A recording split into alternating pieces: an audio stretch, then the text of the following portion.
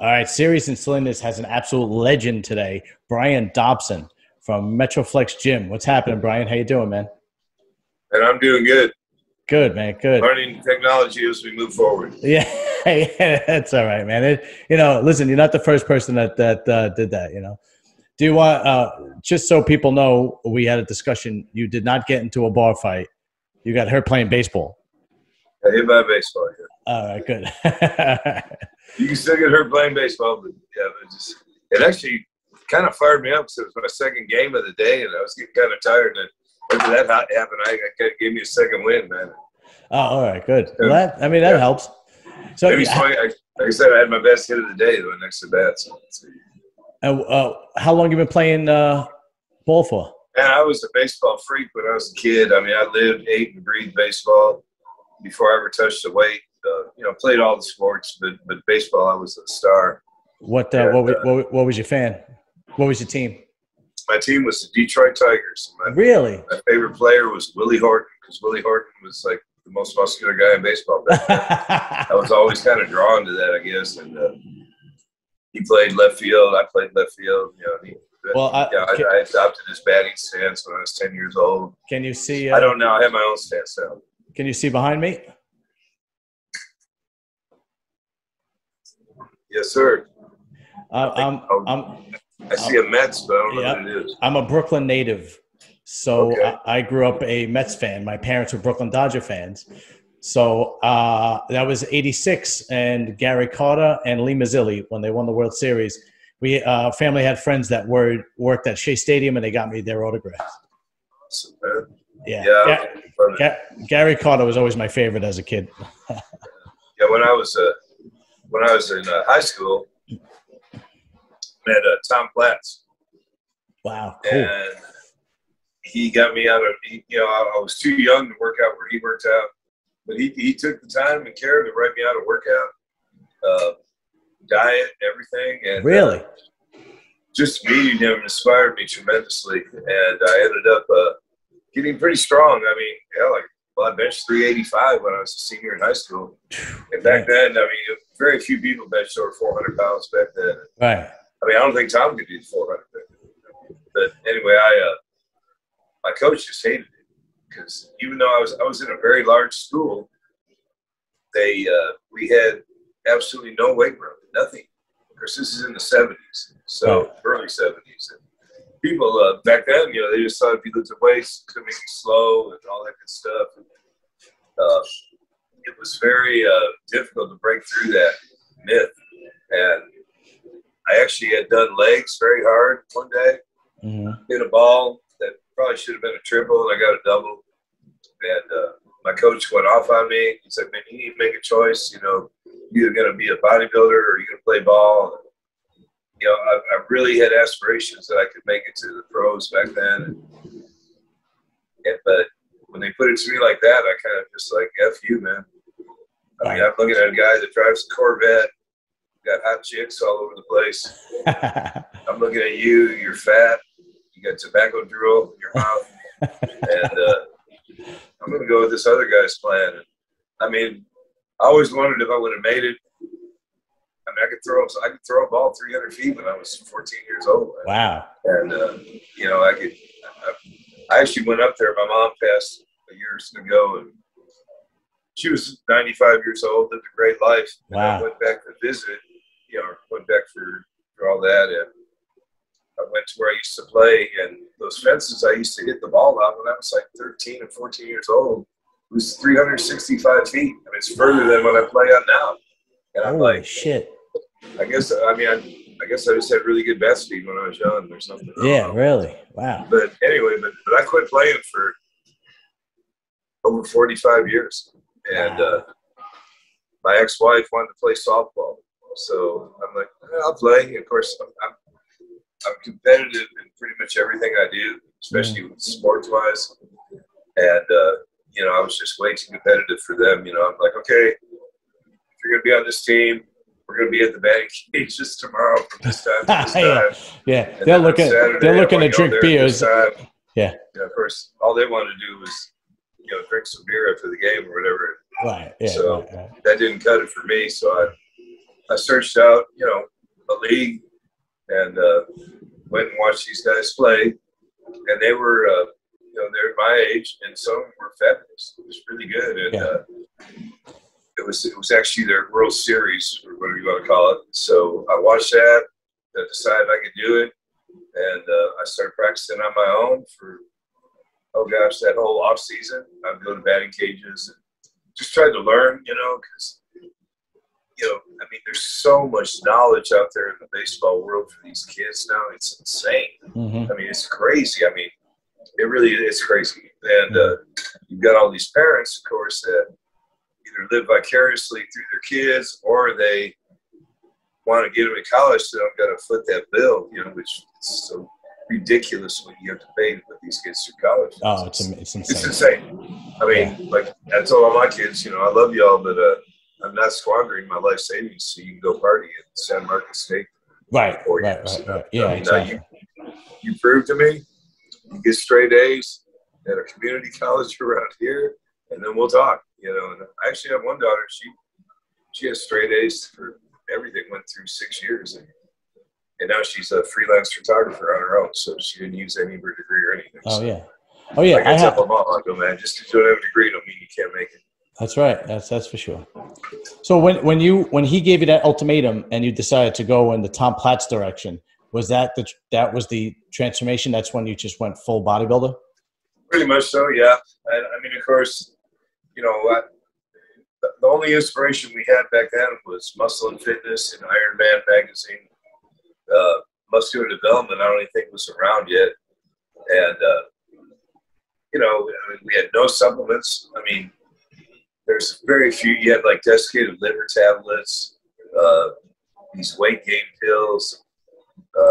Protein powder was literally like trying to eat cement back then. Yeah. So I would make my own protein drinks.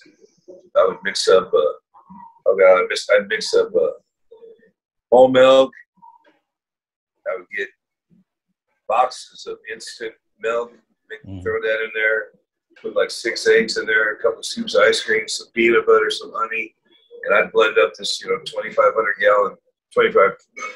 calorie shake every night and chug it after I worked out and go to bed, you know. And then, you know, Tom, he would get me on 3 pounds of meat a day and a gallon of milk a day. And I was a big kid always, you know. I mean, I was always pretty strong. And actually, I mean, I was stronger than all the other kids pretty much, even before I looked at weights. But, you know, that was, you know, years and years ago, of course. But with that program, I went from probably, when I was 16, probably about 165 pounds, to when I was 17, I was 205, you know, and it was pretty solid. You know? Right. And how tall are you? And I'm 6 foot now. I was 6'1" until I realized I've lost an inch from my spine being smashed over the years of all the heavy squats. But yeah, join the club. I was probably 5'10", maybe, you know, maybe 5'11". You know, I was a pretty good sized kid, man. And I've always had huge feet. I wear a size 14 shoe, you know, extra large gloves. You know, but anyway, how far did like that, you know, made a huge difference, man. And I use that plan on kids here to this day. Right. And of course, I tell them, like my mom used to make me give her $25 a week when I was making $1.15 an hour. So, you know, I tell them, man, if you're gonna eat like this, you know, that's probably $100 a week you got to give your mother. You know, absolutely, yeah. Help out.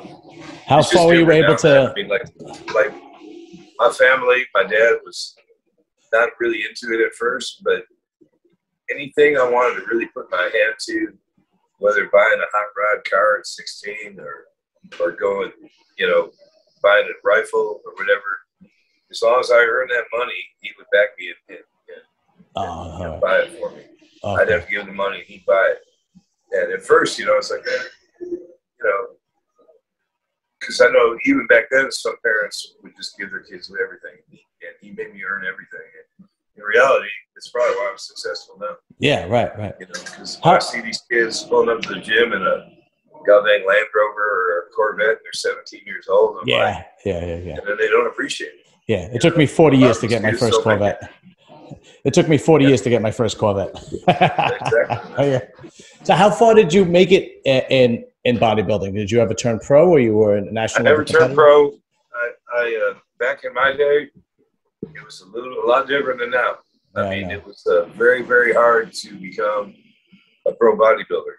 There was only 3 shows a year in the FPC that you could make it at, and that was the Nationals, the USA, and then eventually the North America came. But by then, I was pretty much, I was already like 40-something, you know. And and at first, you had to win the overall at any of those shows to be a pro. Then it started going to, top 2 in the overall pose down. And then it went to every class winner at the Nationals. And then now I think it's like the top 2 in every class get a pro card. And hell, if you're in, like when something like men's physique came out, the top 5 in every class in the dang junior nationals got a pro card. So it was a whole different game, you know. And when the girls came on, and you know, first year we had like 150 bikini pros. I really felt they should change the name to, you know, keep IFBB for the bodybuilders, but call it, I don't know, something else. I mean, it's kind of like giving a Navy SEAL badge to a Cub Scout, in my opinion. It's a good way to look at it. I take nothing away from these girls nowadays. These girls train hard. I've got girls here that train harder than I do, probably. Right. You know, especially my physique girls. I train Branches, Lauren's wife. Wow. She trains very good as hard as I do. Right. Probably pound for pound, she's just as strong as me, probably. Wow, really? These women are, you know, I mean, at one point I had her doing 150-pound one-arm dumbbell rows. She weighed probably 140 pounds. Wow. And then Branch, her back was starting to get, you know, better than. He's like, slow down. And I said, hey, man, you told me you wanted me to get her ready and blow her up. It was kind of funny because, like, when she do a rear delt bicep, it was kind of an off-season look. She was never fat. She's always lean and in shape like he is. Right. And I took a picture of him and a picture of her, and I sent them to him. He's like, hell no, man. Because, man, I don't want her that big. I said, yeah, I don't blame you, man. She's a beautiful woman, man. I mean, yeah, sure. And the thing with her, and like really all these girls, especially the pros I train, off season, all they do is like curvier and sexier. I mean, they don't look freaky or mannish, or yes. They may have a vein in their bicep or something, but that's really it, you know. Yeah, and they train freaking hard, man. I murder these girls, man. Yeah, no, they do. Some in the gym I go to, some of the girls train harder than the guys. I mean, and they seem to be a lot better students of the game. They listen better, you know, and their egos aren't as big, and they're just. I think overall women just have better endurance. You know, really do. So when did you open Metroflex Gym? That's a good question, because we've always said 87, and then I looked up an old contest I was in, and it was in 87, and I'm pretty sure I'd been open for about a year when I did that. So it might have been 86, but for the sake of all of our past history and T-shirts and everything, 87, I'm going with 87, and this will be the 35th anniversary coming up. Wow. Now Metroflex is able to be franchised, right? We don't actually do an actual franchise for all the legal bullcrap that goes along with it and all the additional costs. What we do is licensing, and now I can't force them to have a 200-pound dumbbell in the gym. Basically, I give them guidelines for success. Basically saying, to be successful, you're going to need to have dumbbells up to this weight.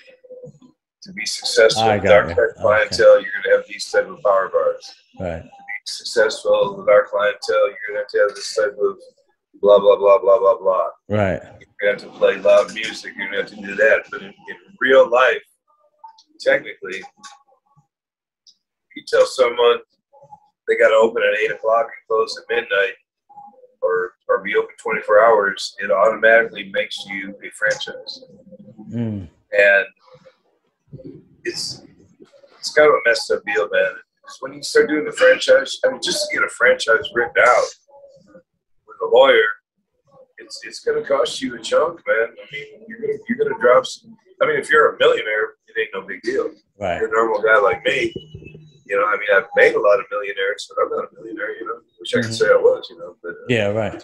But yeah, I mean, I don't want to drop 50 grand on a damn agreement. You know, Right. I don't want my. I mean, that's the one thing about the Metroflex gym brand.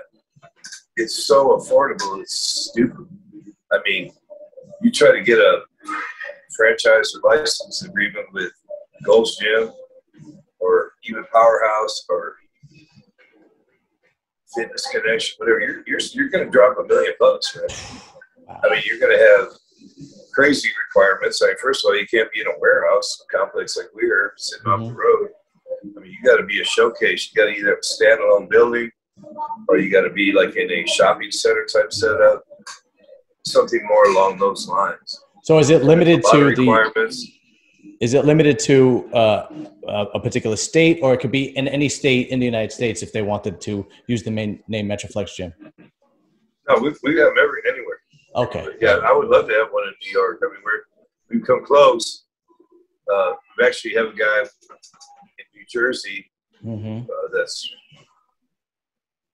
well, if COVID hadn't happened, he'd open. It would have happened, He's still struggling with it. I mean, I guess it's still, you know, here we're pretty much, life is normal when it comes to that stuff. Yeah, absolutely. We don't wear masks unless you have to. I mean, I'd say out of the amount of people that come through here daily, maybe 2% wear a mask. Yeah. Oh, yeah. Very few. So speaking of making millionaires, can you tell me the story of how Ronnie Coleman was discovered? Because I don't know if it's just a fairy tale that I hear or if it's an actual factual story that he just walked in one day and you saw him and said, yeah, you can work out here as long as you compete for free. That's pretty close. Basically, there was a police officer here. This is when Ronnie had just got on the force. And this guy was a veteran, and he was a friend of mine. He was a lifter. He was a very strong guy. He had a 500-pound bench in his resume. Good guy, and he was working out here and loving it. And he goes, "Man, you got to see this rookie cop." He goes, "I've never seen veins on a guy like this ever." You know, and I'm like, "Really?" He's like, "Yeah, he's freaking jacked. He's this, he's that." And I'm like, "Well, bring him down here, man." And then I was training for the Mr. Texas contest, and he brought him down. I remember Ronnie had on a red old-time sweatsuit. You know, you can see the veins in his legs through that sweatsuit. I mean, I trained with Tom Platz, man. I didn't see that on him. Right. And I can see, you know, like that main vein right there through the sweatsuit, his arms. I'm like, the hell? His arms were already 20 inches. And we worked out. He loved it. I loved it. You know, I would say probably the first 6 months we were either even or I could beat him on everything. And then after that, I never beat him on anything. And then we had another guy that would train with us. This guy was a very strong guy as well. I'll probably show him right here. I don't know if you can see that picture of me and him right there. Oh, yeah, okay. That guy on the left, his name is Mark Hanlon. Okay. That was actually at the Mr. Texas contest. All right. And after that contest, we became great friends and workout partners. And this guy was insanely strong. 800-pound deadlift. Wow. 800 squat. The heavy, I see him do 585 on the incline.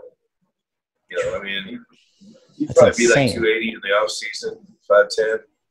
Now, he didn't have a pretty build. He was just brute power, dense muscle. But he was a great addition to our group because that gave Ronnie another goal to beat him. And Ronnie was completely natural.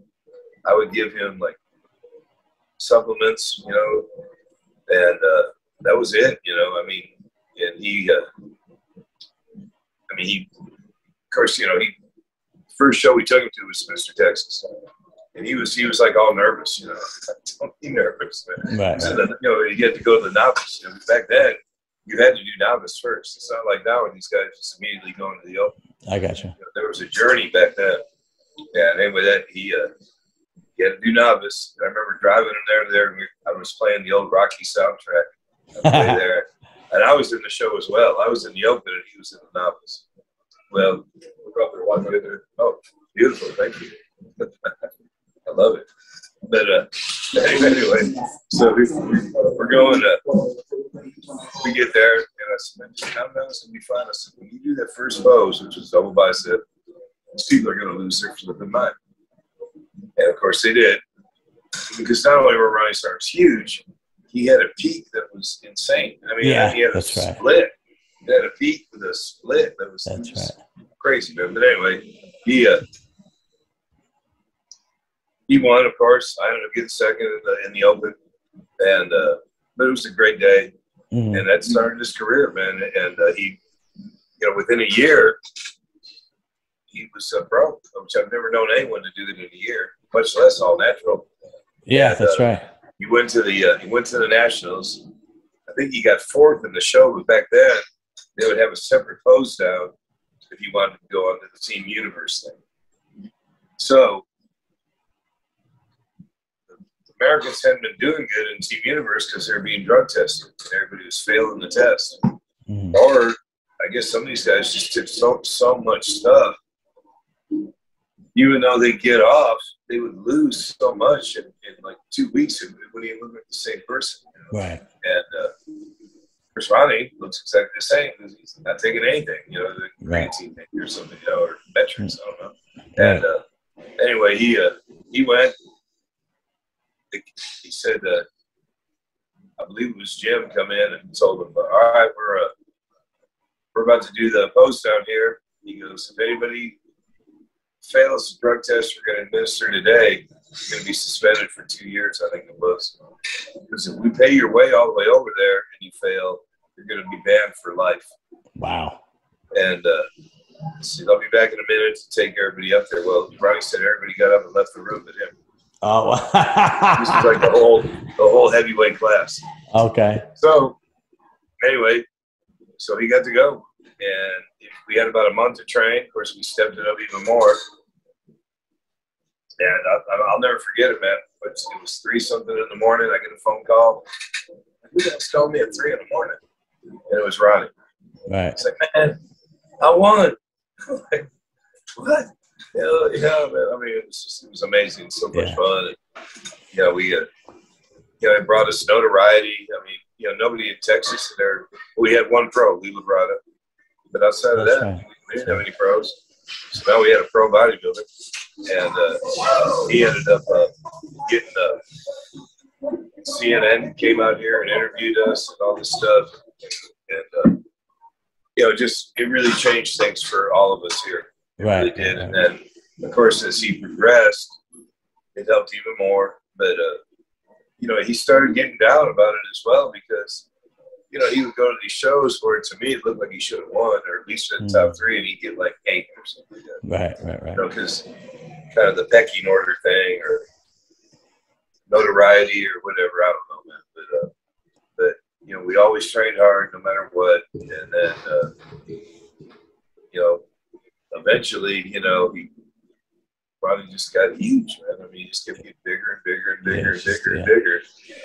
And then I guess it was 96, and he probably put on 40 solid pounds, maybe. And I mean, every day he'd walk in, I'd be looking at him like, oh, dang, he's got bigger. Yeah. Oh, shit, he's even bigger. The thing with him, he carries no body fat no matter what. That's right. Yeah. That's right. Yeah. I mean, Ronnie's diet was so bad at the beginning. I mean, it was like bologna sandwiches, pizza, cheeseburgers, fries, fried chicken, fried catfish, biscuits and gravy for breakfast. You know, steak, pretty much what would kill a normal person eventually. Yeah, right. And, but on him, I mean, literally, I've never ever. I mean, he's the best metabolism ever. Yeah. And massive, you know. So, So obviously he went on to be the greatest bodybuilder that ever lived. I mean, not even, as far as I'm concerned, not even an argument. Like, he is the greatest bodybuilder that ever lived. Well, when you look at it, like, to me, they always forget what year it was, 2003, I believe. The year before, his nutritionist literally, for some reason, even though Ronnie would weigh 290 or more in the off season with no fat, nobody ever saw what he was capable of. I mean, they would always literally starve him down and then suck all the water out of him. And yeah, he'd be hard, but he lost 40 pounds. I mean, really, his body would be in a catabolic state almost, in my opinion. Right. This time, I remember distinctly, we would take pictures with a box camera. It's before the internet and all that stuff. He would mail them to this coach, and then the guy would tell him how to eat. So I took pictures of him. He weighed 283, I think. Was his coach Chad Nichols back then? Yeah. Okay. And he weighed 283, and I begged him. I said, please don't lose any weight. I mean, he already had butt striations. Right. I'm like, Ronnie, if you go there looking like this, they will lose their mind. Yeah. When they see what you're really capable of. Mm-hmm. And he's like, oh, man, no, they want me like around 250. I'm like, who? Why? Yeah, I mean, why would you want to lose 30 plus pounds of solid muscle? I mean, there's no fat to take. There's nothing to lose. Butt striations at 283 or whatever it was. Wow. So anyway, he was on a liquid diet. And for, I guess, 4 weeks, man. I mean, it was leading right up to the shows. I think it was a month out. I don't remember exactly. But all I remember is him just dwindling down, getting smaller, weaker. I mean, no one's going to do great on a liquid diet. I mean, it's kind of like a fast, really, And, right. I'm sure he was getting protein, but, I mean, he probably got down to 250. And I remember his last workout.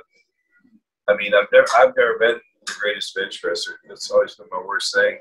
And I remember I matched him on the bench press that day. Oh, wow. I mean, and we went through the whole chest workout, and I'm like, like I did like 3 wheels for 8 or something, and he barely got it, 3 wheels for 8. Wow. And I'm just like, that ain't good, because, I mean, he looked very nice, symmetrical, whatever, but, and then I don't know what they carved him up on, but one thing with Ronnie, he doesn't do really great carving up, in my opinion. He gets very gassy. His stomach gets huge. Distended, yeah. And it wasn't a good look for him, man. Like from the back, he still murdered everybody. But from the front, it didn't look good. And his arms looked, for the first time, he didn't like blow everybody away with his arms. Mm-hmm. And he won, but it was by the hair of his chin, man. I mean, he won. He got booed for winning. Yeah, I think that was that 2001 or 2002? 2002. That was 2002. Gunter got fifth. Yes, and Gunter I remember got that. A standing ovation. Yeah, I remember he looked amazing. But and that was the year that they went on to the GNC Pro, and Gunter actually beat him. And I begged Ronnie not to go because the week before the Olympia, we're not far from Louisiana. Okay. Yeah, Ronnie's from Louisiana. Well, back in those days, they would send you posters to promote their shows to all the gyms. Well, the one they said had Ronnie like on the cover, like this, like the old Joe Weider pose. I got you. Had King Kamali down in the corner, like about that big, with a couple figure girls or something, and it had the information. Well, then Wednesday after the Olympia, I get a different poster, same promotion company, same show. It's coming up in like 10 days now. Now Ronnie is down where King Kamali was. King Kamali ain't there no more. The 2 girls are there. And now Gunter is the big headline. Wow. And so when he came in to work out, I go, hey, look at this, boy. And he's like, what? I go, please don't go to this. I go, they're setting it up for this guy to beat you, man. He said, man, ain't no way in hell this somebody should ever beat me. I'm like, I go, we know that, Ronnie, but, you know, and got beat, you know. And then after that, it literally, that's when the internet got big. And that whole time leading up to it, Olympia, all you heard about was, because Jay sat out that year. Jay would have won that year probably if he'd went in. Yeah. But Jay sat out. He'd had some kind of beef with the promoter. It was Wayne D'Amelia back then. And I don't know what happened, but he sat out. He didn't go to the Olympia. Okay. And then it was all about Jay and Gunter, who's going to be the winner at the Olympia. I mean, Ronnie wasn't even being mentioned. I mean, they literally had his grave dug. The coffin was laid out. He's laying in the coffin, but the nails weren't hammered shut yet. Wow. And then, you know, thank God he listened after that. He ate like he started eating like he should. He started eating beef again and all that good stuff. Right. Like 4 to 5 pounds of meat a day and about the same amount of carbs. This is like pre-contest shit. I mean, and just got freaking insanely huge, man. And looked, I mean, to me, by far the best he ever looked. He thought the best he ever looked was, still thinks the best he ever looked was when he won the Arnold Classic, whatever that was. Yeah. And, I mean, he looked great there, of course, too, but, I mean, he weighed 300 pounds. No, 2003, Arnold Ronnie Coleman was a freak of nature. It was like it was looking into the future. Is what it was. It was like, you know, it was exactly. Yeah. Like I looked at like Big Ramy this year, probably about the same size, but not even close to that level of hardness. No, definitely not close. I mean, I'm a big Ramy fan. Don't get me wrong. Yeah. But the truth is the truth. I agree. I couldn't agree more. So here's a question for you: How much is it that you discovering Ronnie and Ronnie going to your gym and being Mr. Olympia? How much did that help success as far as the gym and business? I mean, it was a huge boost. I mean, I could never thank him enough for all that, man. I mean, it put us on the map. I mean, we were already producing a lot of champions, of course, but I mean, when you get 8-time Mr. Olympia coming out of your gym, I mean, what could be greader, you know? Yeah, I mean, right. And you know, we filmed everything here, all those videos that we did. You know, I mean, that was we did that every day here. I mean, that was just going to the office, man. I mean, yeah. But when people saw it, they're like, "Wow, these guys train hard. They're crazy," you know. And, you know, what people don't realize is, you know, we're all training hard, but they only filmed Ronnie. You know, which is fine. I mean, you know, nobody wants to see us, but you know, really, that guy I showed you earlier, Mark. I mean, he was super strong, man. Eventually, Ronnie passed him up. Yeah, and we had those great videos on YouTube. And of course, you know, we had Branch here then too. Yeah, I mean, Branch started with me when he was 16. Now, did he come specifically because of the reputation of the gym that was instilled already? He came because the guy I showed you earlier, Mark, brought him originally because Mark had another gym where Mark was the exclusive trainer, kind of a family fitness center. Very nice place, about 30 miles from here. And when it was time for Branch to start getting ready for competition, he brought him over here. Mm-hmm. And then, you know, basically I did the same thing with him. I said, man, you can be here, you train with me, you know, it's going to be for free, you know. And his story is that he goes, the first time I pulled up, he goes, Brian's out there with no shirt on and a pair of, you know, those short things we used to wear that my kids still make fun of me for wearing. And those spandex. And, I mean, you know, I thought I looked great. You know, I was walking around like Goldberg out there, whatever. And I used to, every Friday was squat Friday for all these girls I trained. They would be wearing bikinis, doing squats in the parking lot, lunges. And anyway, he pulled up to that. Said Metallica was blasting so loud it was like I was at a concert. He goes, I knew I was home right then, man. Yeah. And he's been here ever since. And of course, he brought actually Johnny Jackson with him, which I had the privilege of interviewing. Yep. And Johnny's amazing as well. You know, I mean, they're all amazing. I mean, I love them all, man. I mean, besides those top three, did you have anybody else elite bodybuilders that trained at your gym? Yeah. Yeah, we had Corey Matthews. Oh, that's right. 202 competitor. That's right. He was my workout partner for the whole year.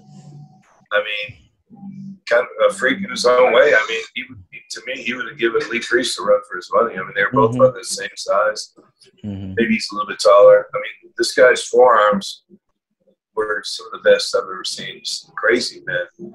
And he was very strong. He could bench like 450 for 5 reps, weighing about 200 pounds. And it was really the most impressive thing I would see Corey do was seated dumbbell presses where he would clean like the 160s, somehow by himself and just bring it and knock out like eight perfect reps. Wow. Yeah, the strength is just obscene. Now, as far as Branch, was he able to? Branch had a little bit more of a he had a kind of like really, really scrape by before he became elite. It wasn't like Ronnie where he just skyrocketed to the top. Am I accurate? Yeah. Well, he was a hard worker, man. But yeah, he went to college, got a degree, was opening up the gym not here, but where he worked at 5 o'clock in the morning. He would work till like 8, training people, leave, go to school all day, come back, and then work out. And he earned it, man. And I mean, it wasn't near as easy for him. I mean, at one point, Branch was super symmetrical, very had a beautiful, beautiful look when he was a teenager. I mean, yeah, his calves were already insane. Those calves are just gifts from God. I mean, I've maybe seen him train calves 5 times. I mean, maybe like the last week for a show, he'll do some calf work. Right. His calves are just they're like 21 inches or something. They're crazy. Sure. And he doesn't, I mean, maybe there was a time, but I mean, I've pretty much been with him his whole career. I don't remember ever training calves. But he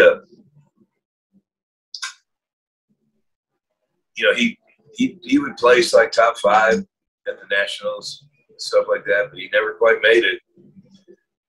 And then actually Johnny won the overall that year. Johnny won the light heavyweight, and Branch won the heavyweight. And I don't know what year it was, but that's when they both got their pro cards. I think it was 2001. And then Branch really had to work hard to even out his body. And probably, I think it was 6, maybe 8 months, he did no leg training whatsoever. Nothing. Wow. None. He didn't lose anything. He just really concentrated on his upper body. He got very strong on the bench. He benched over 500 pounds raw. He got his deadlift up over 700, I believe. Wow. Of course, he was always able to squat like a maniac. But really got that upper body going. And I think his first win was here in Dallas at the Europa Pro. I remember he beat Dennis James there, which I was pretty impressed with. And then he went on and started placing high from then on. And then at one point they kind of got he was making top 5 at all the big pro shows, and the judges told him that, hey, you bring your back up to match the front and those legs, you're going to go. It's going to change everything. So I hadn't been training him because we both have we got all different kind of lives. He's training people all over the place, making money. Sure. And he actually had his own gym. It was just a personal training center. Oh, okay. And so he wasn't even training here at that time. And then when he came back, and he goes, man, I want you to start training me, especially on back. I'm like, hell yeah, man, let's go. And I mean, we would do like 30 to 40 sets in an hour. Wow. And they would be like to the death sets, right. Like even like the light sets weren't really like warm-ups. I mean, like you get on the pull-down machine, I'd start him out at like 200 pounds. He'd do like 25. Jeez. And then we go to whatever. And then eventually I put the whole stack on there and maybe pin a 45-pound plate to it for that last set. Wow. And he'd go. And then I pulled the pin, pulled the 45 off, and you can get like 8 to 10 more. Then I dropped it to like 250, and you can get like 8 to 10 more. Then I dropped like 200, and you can get like 8 to 10 more. Wow. And then we're like, okay, let's go to one-arm rows now or whatever. I mean, right. It was super high pace, super intense. This happened with Ronnie a lot too, because as the more popular they got, you know, they would have people that want to train with them, especially Ronnie. Had a lot of guys that were pros from California. I'm not going to mention their names because, you know, they got their asses kicked. Like, severely. And I actually had, I remember we were working out one time and we started out the back workout with deadlifts. Of course, you know, I've always been a good deadlifter. I mean, I did 600 overhand grip, no straps, no nothing the other day, man. Wow. And still to this day, that's pretty damn good. But Ronnie was always a great deadlifter. And so we always started with deadlift. And, I mean, this guy couldn't even pull a 405 deadlift, and he's a top Olympia competitor. I'm like, yeah. Is this guy real? Is all that shit site injections, and drugs? And Ronnie just goes, man, get the hell out of here, man. He goes, you don't deserve to train with us. You should give your pro card to Brian. At least he tries hard. Wow. Like, well, you know, that brings me to another question. There's a lot of going on. There's a lot of stuff going on with the older bodybuilders saying you got the 90s guys said that the young guys today don't train hard and so on and so forth.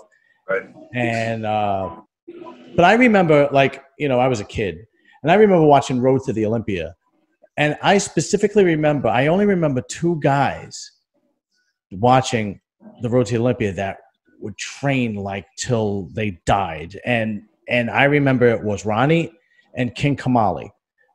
And it looked like the other top guys had the benefit of genetics, and they would just go through the motions. Yep. You know, so and some of those guys are the ones throwing. Yeah, no, yeah, exactly. And some of those guys are throwing stones today, you know, at the young guys. And I don't know, it really depends on the. I go to the gym with Sean Clarita. You know, the 212 right. Mr. Olympia, Sean Clarita.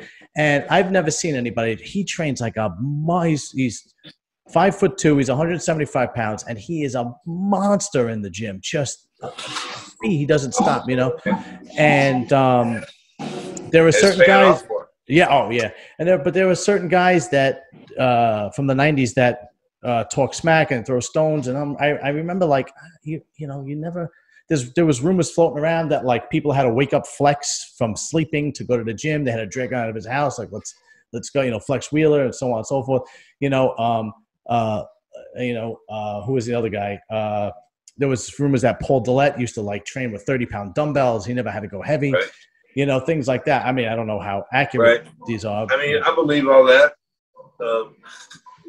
but the most important thing as a bodybuilder, what you have to remember, even though it's irritating to those of us that have pretty much given our lives to training our asses off, is that the judges don't care if you squat 700 for 5 or 225 for 5. That's right. It's what they're looking at up there on stage.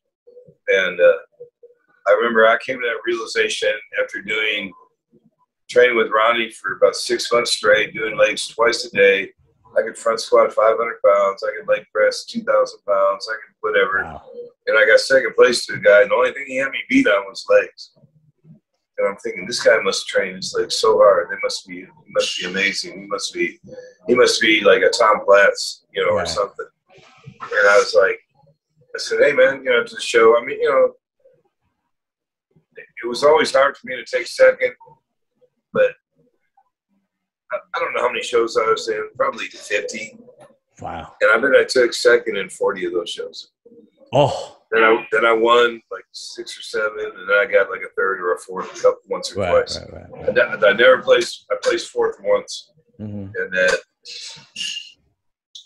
got third a couple times. So I was always like runner up, man. But it was almost like God does that with me.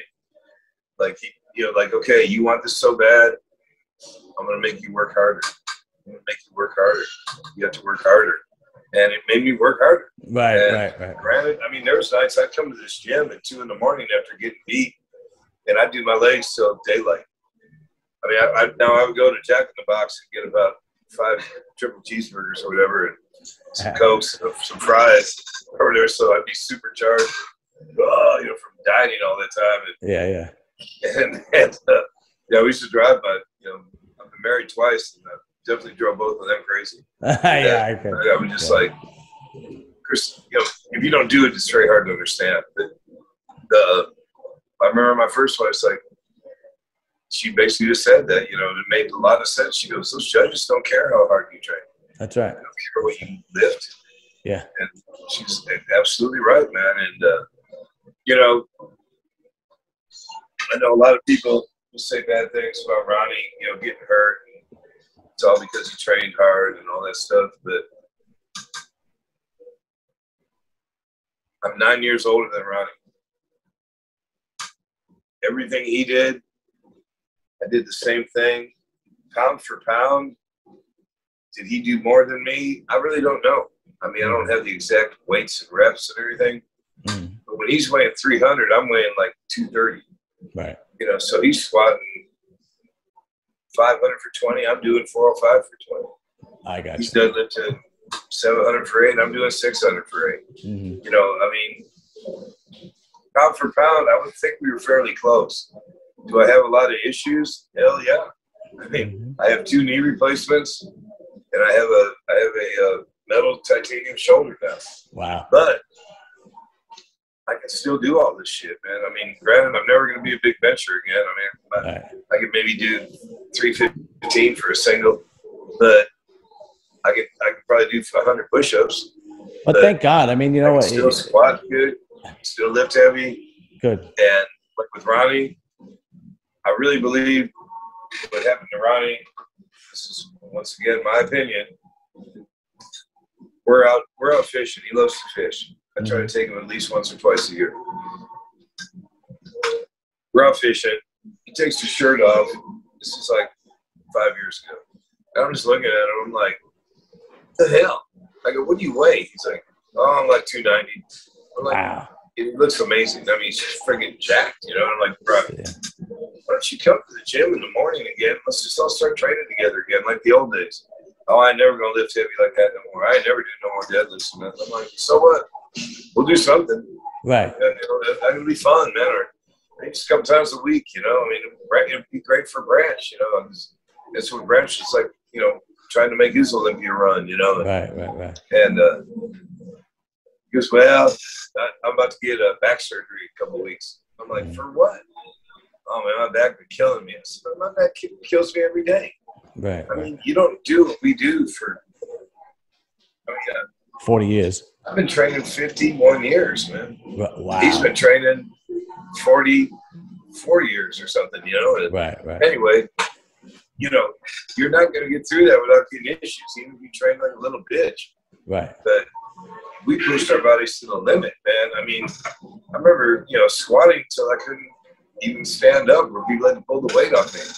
I mean, it's just what we did, man. I mean, even when you're hurt, you like force your way to keep going somehow. And, was that smart? Probably not.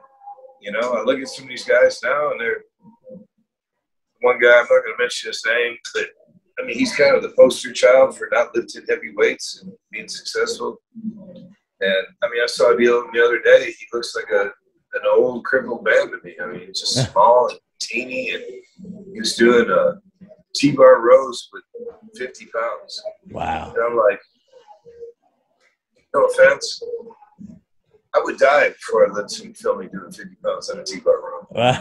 Just because I have too much ego. Right. I mean, I can still put, I don't know, 7, 8 plates on that bitch. Holy shit. I mean, Ronnie used to put 12 on there. So what's that, 45 times 12? Jesus Christ. It's like 540 pounds out here in front of you. Wow. And he'd be, and I mean, yeah, we heave it a little bit. Of course. So what? Yeah, right. It works. I mean, that's the other thing. You get all these critics, man. I mean, my God. I mean, I remember the first time I ever did a Facebook post where I promote NPC shows. I'm promoting the Branch Warren Classic. we're almost sold out of VIP seats. And Branch's wife helps us in the promotion. She's like, hey, we got to do a promotion, let everybody know we're about to sell out these seats. I'm like, yeah, look at Branch do it. And of course, back then, when he was training for contests, that's telling Buck wouldn't do nothing. I mean, he don't want to talk about nothing but working out. I mean, like when he come to the gym, we didn't talk about, you know, how many deer we killed that week or whatever. Yeah. We talked, you know, because, you know, we're big hunters. You know, he would walk in, let's go. You know, be like, that's it. What music do you want? And we literally played Rage Against the Machine, that first album, 1,000 flipping times. F.U., don't tell me, you know. Right. Yeah, F.U. And, you know, over and over. Even to this day, if I play it, I'm like, it's kind of like Pavlov's dog. I'm like, okay, I got to listen to something heavy. Here we go. You know, and then, that's great. Anyway, man. He, and we just did it. But, was it true that Generation Iron, when they filmed Branch and Johnny in Metroflex, there was I heard that they were actually scared to come down and film in the gym? Is that accurate? And I don't know, because like I said, Branch was so intense and everything, he didn't even let me know they're coming. And so I had actually planned a family vacation, and I was leaving like 2 days before they showed up. Oh, okay. And so basically I just told the guys that were working for me, like, hey, you know, just give them the red carpet, treat them good, blah, blah, blah. Right. So I didn't even get to experience any of that. Oh, okay. And then we were supposed to, when I got back, I was supposed to take Branch hunting. I used to have a wild boar hunting service, guide service, but it was a little different. No guns. This was done with my dogs, and we either catch them alive or we'd stab them. Wow. And I mean, it's about the most brutal form of hunting you could do legally in the United States, I would think. I think I heard Guy Sistanino talking about it on Fort Abiyad's podcast. The guy was talking about the boar hunting and whatnot. Yeah, I took Dave Colombo, and oh, did you? We had a blast. It was so much fun. But but anyway, I was supposed to take Branch out with the guys from the Generation Iron thing. Mm-hmm. And then it's like, because I couldn't get any texts or anything out in the ocean. We went on a cruise. Right. And when I got back, he's like, don't worry, we ain't going nowhere with these SOBs or something like that. And I'm like, okay. Yeah. That was when, he got bucked off the horse, and probably the most embarrassing thing that's ever happened to him in his entire life. Oh, that's right. But, That's right. But what they forget to mention is that horse was such a great horse. I helped him find that. You could actually get on the back of this horse and blow off a friggin' high-powered rifle, and he wouldn't flinch. He'd take it. And, I mean, I'm not a big cowboy. I mean, I'm a cowboy mentality, but I'm not a horseback guy, man. I mean, I know those some bitches want to hurt you. Yeah. I mean, I've got so many friends that have had their lives fucked up by horses. Horses are dangerous animals, man. Trust me. Okay. And that horse was so good, but he didn't like that boom mic. You know, anytime a horse starts, it's kind of snorting and, making them sounds, you'll feel them. You'll feel those. I mean, you're on a freaking 1,000-pound animal that's, right. I mean, you'll feel them tensing up, man. And anyway, he didn't like that boom mic, and he freaked out, and that's what, didn't go well, man. Yeah, weren't they supposed to edit that out, and they didn't? They kept it in? Yeah, that's embarrassing, man. But anyway, whatever. How is Ronnie doing now, as far as his health? Man, Ronnie really, his spirits are wonderful. He'll be here tonight. Hopefully I usually, probably by the time I go to bed is when he gets here. He usually gets here right before midnight. He has his own key. I give him a key so he can leave, come and go as he pleases. Okay. I just told him there's nobody here. Promise me you will not bench press. Because that would be my worst nightmare, to come here in the morning to find him with a bar across his neck. Yeah, right. Something like that. Because, I mean, that literally almost happened to me when I was a kid, man. I got trying to show off to my girlfriend. And I remember I got 315 stuck on my chest. Wow. I got like 2 reps, and I looked up, and she didn't have a bra on. And it's like, that was it. All right. Under her shirt. Yeah. All of a sudden, I stopped thinking about lifting weights, and And I'm like, okay, help me. Yeah. She couldn't help me. Of course. And that much weight, you know, people, oh, you just roll it off. Yeah, right. Yeah, no, you're not rolling. It's easy to roll that kind of weight off. Yeah, no, definitely not. So I was lucky. My dad was like a few houses down, and he came and saved my ass. I'll tell you what, that made me gun shy to bench press for a while. Sure, I could only imagine. But I had a big ass bruise right across there. Yeah. So what do you think about the bodybuilders today?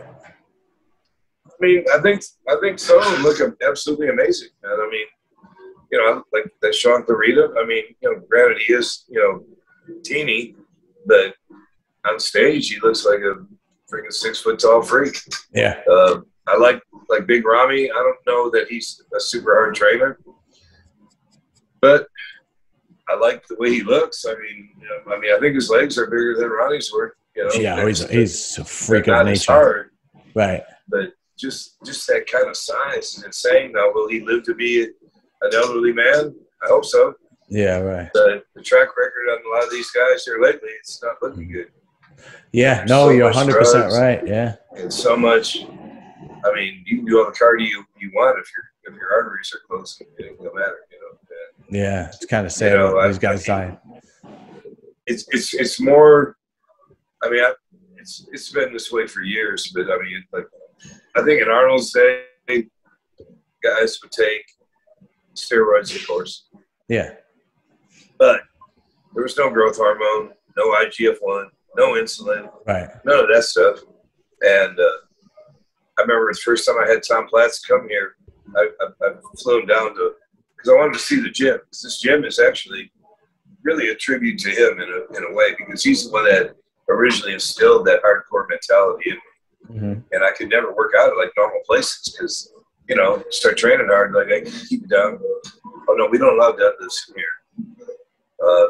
Yeah, we're sorry, our bar bent when you put 500 pounds on it or whatever, you know. But I brought him down, and I remember I told him, I go, bring about 500 to 1,000 pictures.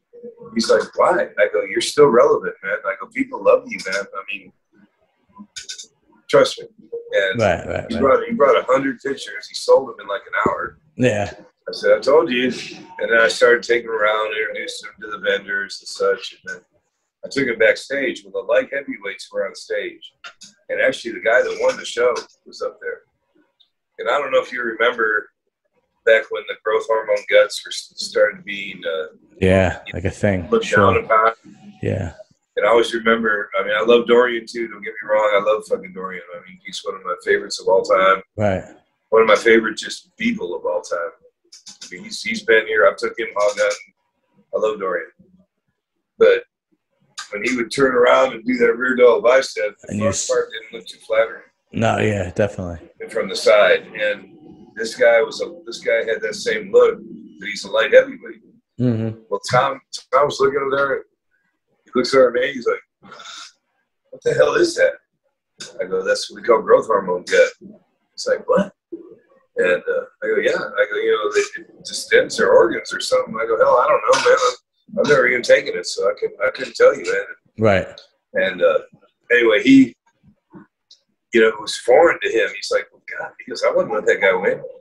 But, you know, from the front, you don't see it, you know. Right. And if they can control it, you don't see it.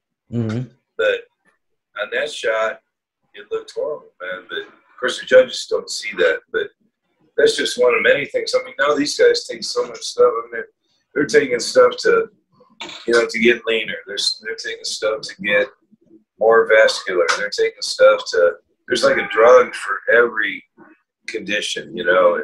And, of course, the diuretics they take now, I mean, it's dangerous. You know? Absolutely. I mean, you know, we used to do vitamin C, B6, asparagus, and water depletion. You know, these guys take pills where they'll piss out, I don't know, 15 pounds in an hour and a half. Yeah, it's crazy. I know. I actually had the honor of interviewing Jose Raymond, and he said the worst that he ever heard was diuretic stacking. instead of a month before a contest. And every day, like he would, you know, they would take 1 diuretic a day for the first week, then 2 the second week, then 3, and all the way up till God knows how many before the contest in a month. And I'm like, my God, I mean, that's a recipe for disaster. Yeah. Same. Yeah. I mean, maybe take 1 the night before. That's it. I competed. I competed only a handful of times, and I would take a half the night before. That would be it. Yeah. You know. I mean, it's not a miracle cure, but I mean, I don't know, man. I mean, that's kind of why, you know, why bodybuilding is still kind of like a freak show, I think, you know, because, you know, I remember the year, I don't remember the exact number of the year, I think it was maybe 91. They tried to drug test Mr. Olympia. Lee Haney was the reigning Mr. Olympia at the time. Another great man, absolutely loved Lee Haney. Anytime he talks to me, it's like a blessing from God. And about a month before that, we got our first pro bodybuilder come in here, and it was Ron Love. Remember Ron Love from Detroit? I think so. I'd have to look him up, but I think so. He was a top 5 finisher every year in the Olympia. Okay. He was the powerhouse gym, like poster boy. And he was traveling around here working with a supplement company. And one of the kids come in right after me and Ronnie got done working out, and they're like, "Hey, there's a guy, some pro named Ron Love over here at, you know, Nutrition Nation, blah, blah, blah." And I'm like, "Oh, hell, we're going to go." Because, you know, Ronnie had never seen a pro. He said, "Right, I want to see you." And I knew who Ron Love was. I knew what he looked like. He said, "I want you to see this guy so you'll know I'm not lying to you." Ronnie hadn't even been in a contest yet. Okay. So we haul ass over there. We go in. And I walk in and Ron Love kind of checks me out. I mean, I'm looking good, I'm sure. You know, I mean, I never got out of shape, and I might gain 15 pounds, but, you know, I never got like these guys that bulk up to 300 and compete at 200. You know? Right. And anyway, so he gets up there, and Ronnie comes in, and I see him like, "Oh shit," you know, because I mean, you can't hide 21-inch arms, you know. Yeah, right. And a tank top, and, you know, and then we start talking to him, and he's like, "My God," you know. So what do you think of my boy Ronnie here? It's like, "You a pro?" You know, right? It's like, "No, I just started getting ready." And he's like, "My God, how big are your arms?" He's like, "Man, I don't know. So they're 21. I measured them." You know? Wow. Anyway, so I got him to come here to work out that night. I said, "What do you got to train?" He said, "I got to train back." I'm like, "Perfect. I got to do that." Which I didn't, but I just wanted to train with him. Right. So I got him in here, and I got another guy here that used to work out with us. This guy was a freak too, David Dickey, about 5'10", 340. He had 23-inch arms, but he was never cut. He was always just very thick, but shapely thick. He had a great V, but never did his legs. You know, he's just an upper body specialist. He would do skull crushers with 315 for like 15 reps. I mean, those arms, they're insane. But anyway, loved him too. And he came up here with me to train with him. And I mean, the poor guy, you know, he's you know, a month out from the Olympia. They're not allowed to take anything. And we nearly killed him, man. I mean, I had to apologize, man. I'm so sorry. Yeah, right. I mean, I go, you can't. We're just excited, man, because you know we never had a pro here. Right. I mean, you know, he was a top level pro. I mean, he wasn't no dink. He won like some like Pro World, and he won several big shows, man. Sure. And he got third at the Olympia that year. Wow. But anyway, I mean, I remember we were doing bent over rows with like 500 pounds or something like that. Jesus. And he's like, "What the fuck?" You know, I said, "Hey, man, you don't have to do it if you can't," you know, and everything. He's like, "Because I've never done that kind of weight. So maybe you ought to try it sometime, you know, or something." You know, then I turn around. We got a fuse box right there. Yeah. And I just turn around this way. Boom! And I freaking headbutt the fuse box. And it blows all the power out of the gym. Oh, shit. I jump on the thing. You know, it's like 11 o'clock at night now. And I knock out like 8 reps bracket. Then I had to go back out there and, you know, trip a bunch of breakers and get the lights to come back on and everything. But Yeah, I'll never forget that night, man. But anyway, long story short, he ended up getting third at the Olympia. Lee Labrada got second, and Lee Haney won. And really, I think that year Lee Labrada should have probably won if it was fair. Really? He's not a huge man, so not having to take anything, he probably was maybe 10 pounds lighter at the most. Okay. Whereas these other guys are like 30 pounds lighter, maybe more. I don't know. And of course, Lee Haney's back was still insane, and that's probably what saved him. But yeah, it was weird because that back then, all your coverage was, muscle and fitness and flex. And I think flex was just starting. And, it used to be you'd have about 3 issues in a row. It'd be nothing but Olympia coverage. Right. And that year, it was there like 1 page and done. Like, no, we ain't doing that again. Right. And it just kind of got swept under the rug. Yeah, Never spoken of again. Yeah, they tried that a couple of times, but it didn't really work out, Listen, sir, I'm going to let you go. I've taken up more than enough of your time, and I really, really appreciate you doing this, man. I mean, I've been a hardcore bodybuilding fan since I'm 14 years old, and in my late teens, early 20s, I used to watch all the Ronnie Coleman videos and so on and so forth. And you were always in the background. You were always there, And then, of course, later on it was Branch, and you were always in the background. You were always there. And it's just an honor to have you on my show, man. It really is. And I'm honored to be on it. And, God has blessed my life to be around these great champions. And I'm thankful, man. If I die tomorrow, I had a great life. Thank you, sir. As soon as this comes out, I'll send you the link so you can check it out. I'm going to spruce it up a little bit. All the bodybuilders that we mentioned, I'm going to put pictures up so people that are watching could see who they are, and because I don't think a lot of people know who Ron Love is, and so on and so forth. And it'll be. You'll see. He was Ron Love was great, man. He had a great.